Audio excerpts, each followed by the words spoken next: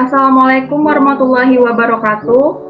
Perkenalkan, kami dari kelompok 1 yang beranggotakan saya Lutfiatul Ayunin. Saya Diva Febriolanda. Saya Dimaulia Tanti. Saya Eva Triana Putri. Saya Viva Fahrunisa. Dan saya Hikmaman Ramadan Kusma.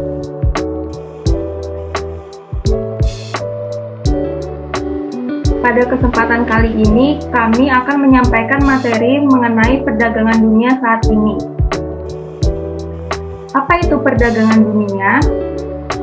Perdagangan dunia adalah kegiatan yang terkait dengan transaksi barang atau jasa antara satu negara dengan negara lain dan dilakukan melewati batas daerah suatu negara dengan tujuan untuk memperoleh keuntungan atas dasar kesepakatan bersama.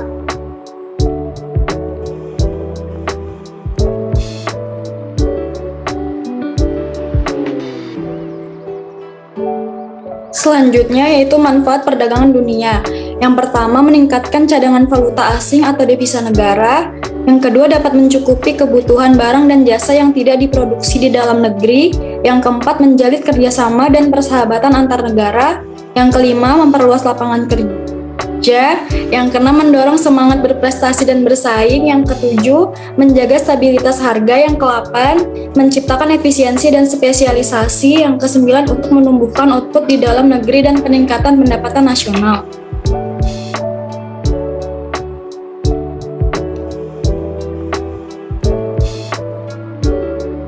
Kemudian faktor pendorong dari perdagangan dunia adalah yang pertama sebagai perbedaan sumber daya alam, kemudian adanya perbedaan selera, kemudian tidak semua negara dapat memproduksi sendiri suatu barang, dan selanjutnya yaitu adanya spesifikasi, kemudian terdapat perbedaan iklim, dan yang terakhir adalah perbedaan ilmu pengetahuan dan teknologi atau iptek.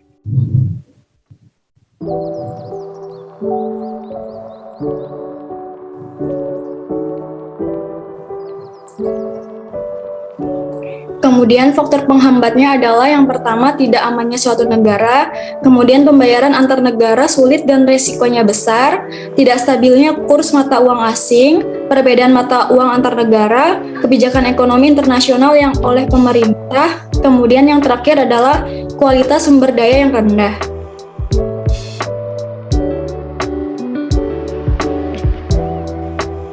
Ekspor ikan hias.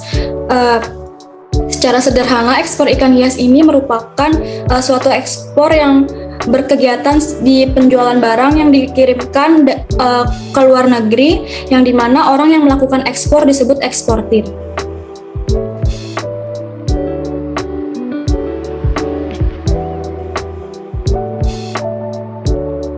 Dilansir dari website Direktorat Jenderal Pemungutan Daya Saing Kode Kelautan dan Perikanan Indonesia, pamerkan ikan hias di ajang internasional.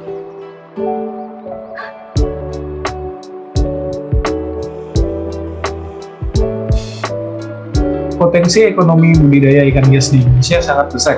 Berdasarkan laporan Kementerian Kelautan dan Perikanan, terdapat 3.567 jenis ikan air laut dan 1.226 ikan jenis tawar yang berpotensi dibudidayakan sebagai ikan hias. 128 jenis ikan diantaranya tergolong endemik atau hanya bisa ditemukan di negeri ini. Mengacu data tahun 2018, Indonesia bertengger di posisi ketiga secara global sebagai eksportir ikan hias air laut dan posisi kelima dunia untuk ekspor ikan hias air tawar.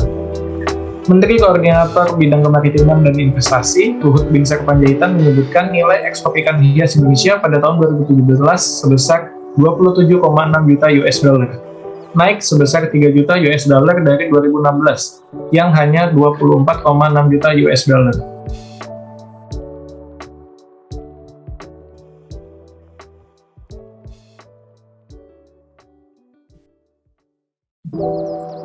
Kementerian Kelautan dan Perikanan menyasar pasar Eropa dan negara-negara maju sebagai target peningkatan ekspor ikan hias Indonesia. Keseriusan ini ditunjukkan dengan ikut serta dalam pameran Interzo pada tahun 2022 pada tanggal 24 sampai 27 Mei 2022. Event berskala internasional ini digelar di Nuremberg, Jerman, dan diikuti oleh sekitar 1.300 peserta dari 60 negara, dengan target pengunjung dari 110 negara. Pameran ini menjadi momentum bagi kita untuk mempromosikan ikan hias Indonesia di pasar dunia, kata Direktur Jenderal Penguatan Daya Saing Produk Kelautan dan Perikanan, yaitu Artati Widiarti. Dalam ajang 2 tahunan ini, KPKP memboyong 3 pelaku usaha ikan hias tanah air, yaitu CV Jojo Arwana Farm, CV Fantasi Aquarium, dan Minaco. Mereka memamerkan ragam jenis ikan hias air tawar, ikan hias air laut, serta tanaman hias air dengan menempati pavilion Indonesia di lahan seluas 38 meter persegi. Di samping itu juga terdapat 3 pelaku usaha ikan hias yang ikut secara mandiri, yaitu Aquazone Indonesia, WBC Aquarium Indonesia, dan Balance Fish Farm. Artati berharap melalui kegiatan ini pelaku usaha ikan hias dan tanaman hias air Indonesia bisa mendapatkan calon buyers dan investor potensial.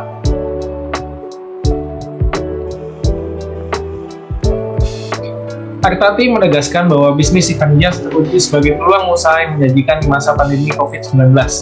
Berdasarkan data BPS yang diolah Ditjen PDSKPT, nilai ekspor ikan hias Indonesia mengalami peningkatan signifikan pada periode 2017 sampai 2021. Dari yang semula 27,6 US dollar pada tahun 2017 menjadi 34,5 juta US dollar. Ekspor ikan hias pada tahun 2021 didominasi oleh ikan hias air tawar sebesar 80,63% atau senilai 27,8 juta US dollar. Dan sisanya ikan hias air laut senilai 19,37 juta US dollar. Adapun jenis ikan hias yang paling diminati adalah arwana atau super red giardini, cupang, butia, koi, maskoi, oscar, dan lain-lain. Ekspor ikan hias Indonesia ke Jerman pada tahun 2021 mengalami peningkatan sebesar 18,5% dari periode tahun sebelumnya. Pada triwulan pertama 2022, nilai ekspor ikan hias Indonesia ke Jerman sebesar 437.000 US dollar, meningkat 34,9% dibanding periode yang sama pada tahun lalu.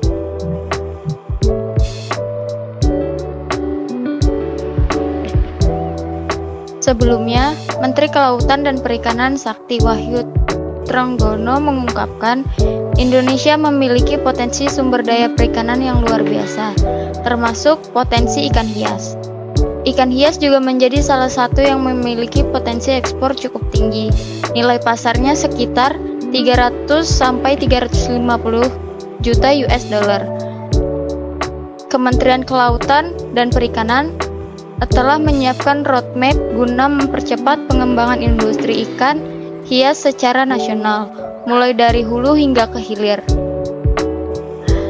Artati menambahkan, dalam RPJMN 2020 hingga 2024 juga terdapat strategi pembangunan ikan hias seperti peningkatan produksi dan mutu, perdagangan dan promosi, konservasi spesies dan habitat ikan endemik, keterpaduan data dan informasi, juga sosialisasi dan edukasi publik.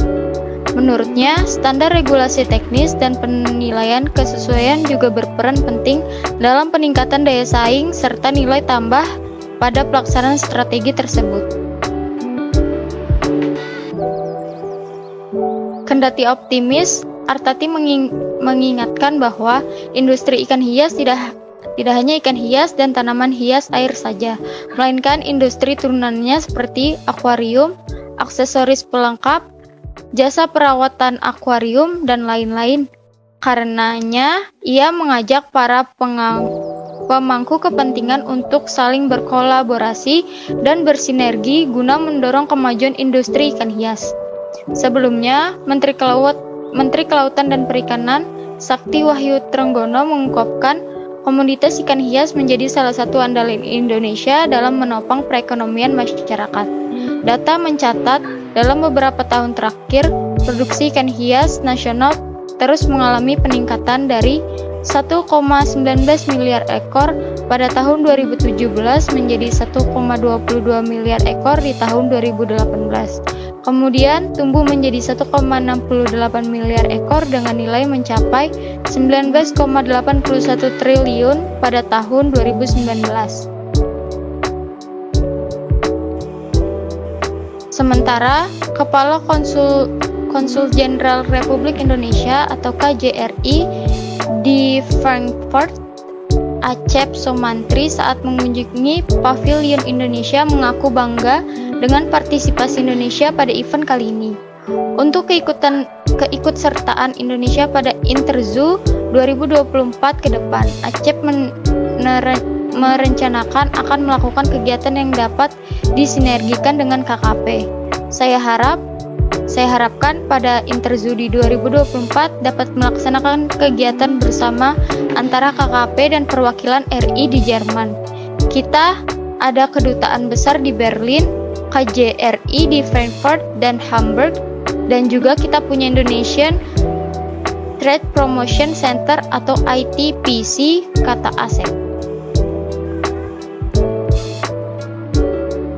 Berikut merupakan jenis ikan hias yang diekspor. Yang pertama ada Cardinal terta atau Cardinal terta. Yang kedua Resbora atau seluang fish.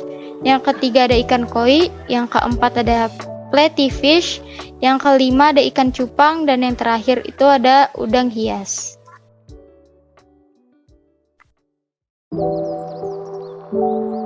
Selanjutnya dilansir dari website Direktorat Jenderal Penguatan Daya Saing Produk Kelautan dan Perikanan (KKP), optimistis Indonesia bisa jadi eksportir ikan hias nomor 1 di dunia.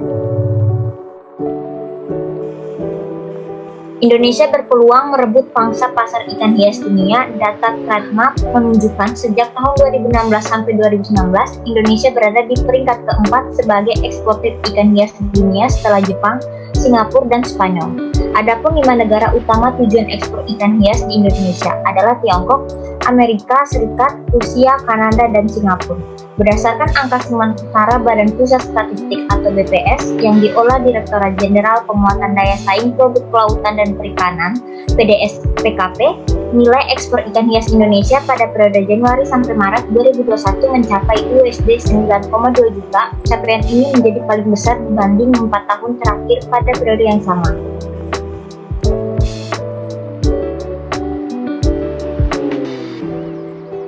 Ikan hias merupakan salah satu bentuk UMKM di Indonesia yang sudah terjun ke perdagangan internasional. Ikan hias adalah jenis ikan baik yang berhabitat di air tawar maupun di laut yang dipelihara bukan untuk konsumsi, melainkan untuk memperindah taman atau ruang tamu. Panorama bawah laut seringkali dinilai menarik sehingga banyak orang yang rela menghabiskan uang banyak untuk menyelam dan menikmatinya.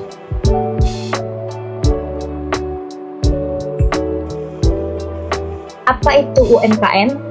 UMKM adalah usaha mikro kecil menengah atau istilah umum dalam dunia ekonomi yang merujuk kepada usaha ekonomi produktif yang dimiliki perorangan maupun badan usaha sesuai dengan kriteria yang ditetapkan oleh Undang-Undang Nomor 20 Tahun 2008. Produk-produk UMKM di Indonesia memiliki potensi yang sangat besar untuk menembus pasar ekspor. Hanya saja masih banyak yang tidak tahu dan memahami bagaimana prosedur dan mekanisme yang harus dilalui supaya produknya bisa diekspor ke luar negeri.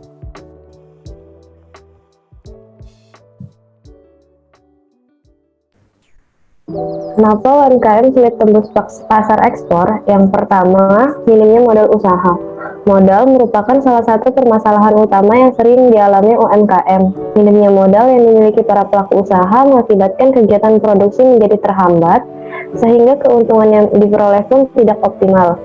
Untuk itu, banyak para pelaku usaha yang mencoba peruntungan dengan mencari modal melalui pinjaman bank. Sayangnya, syarat dan ketentuan yang harus dipenuhi untuk dapat memperoleh pinjaman modal dari bank seringkali tidak dapat dipenuhi oleh para pelaku UMKM, sehingga usaha menjadi mandek. Tetapi para pelaku UMKM kini bisa mendapat modal tambahan melalui sistem penggalangan dana yang dihadirkan oleh teknologi finansial penggalangan dana yang dikenal dengan istilah crowdfunding. Yang kedua adalah kesulitan dalam hal perizinan.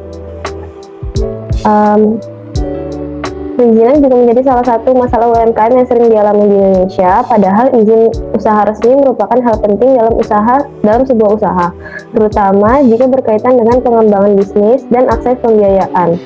Oleh karena itu, setiap UMKM sebaiknya memiliki surat izin usaha perdagangan yang diterbitkan berdasarkan domisili usaha. Dan yang ketiga, ada kurangnya pemahaman tentang pemasaran digital. Setiap Pelaku UMKM tentu ingin mengembangkan jangkauan usahanya seluas mungkin. Namun, kurangnya pemahaman tentang pemasaran bisnis menjadi permasalahan tersendiri yang sering dialami UMKM, terutama jika berkaitan dengan teknologi atau pemasaran digital. Para pelaku usaha perlu meningkatkan pengetahuan tentang cara melakukan pemasaran digital dengan tepat sehingga dapat meningkatkan angka penjualan produk. Sekian presentasi dari kelompok kami, kurang lebihnya mohon dimaafkan. Terima kasih.